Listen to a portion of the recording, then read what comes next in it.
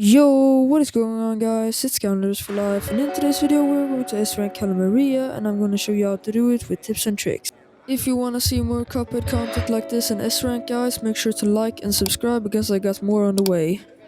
Now let's start off with probably the most important thing, the charm.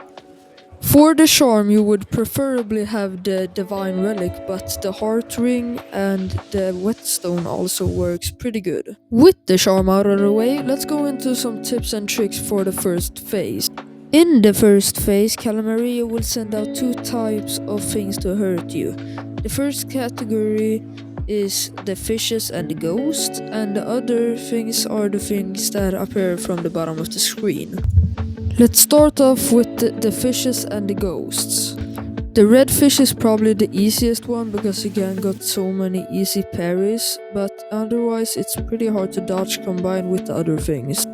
Next up we got the yellow fish, which is much harder to dodge, especially combined with the sea monster that shoots up water, and it's really hard to dodge because you just have to loop it around with the electric dolphin. But other than that, it is pretty easy. Next up we got the ghost. I fucking hate these guys and they're so annoying.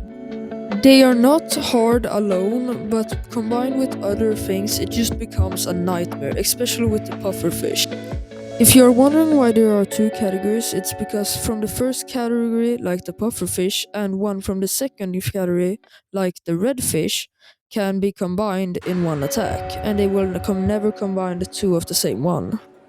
For the second category, we first up got the pufferfish. These are very basic, they just go up, you can parry them, and they are very easy by themselves, and you can also shoot them down, but combined with the other ones, they are a nightmare.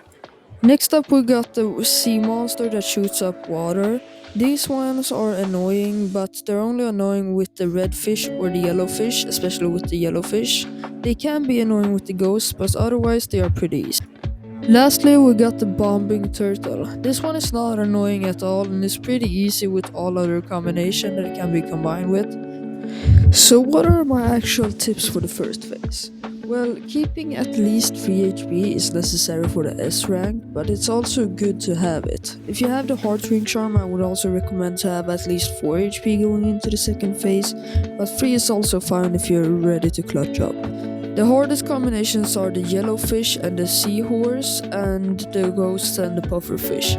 These two are very hard because they require dodging in small areas where you can't really go everywhere you want, even though you have to dodge them.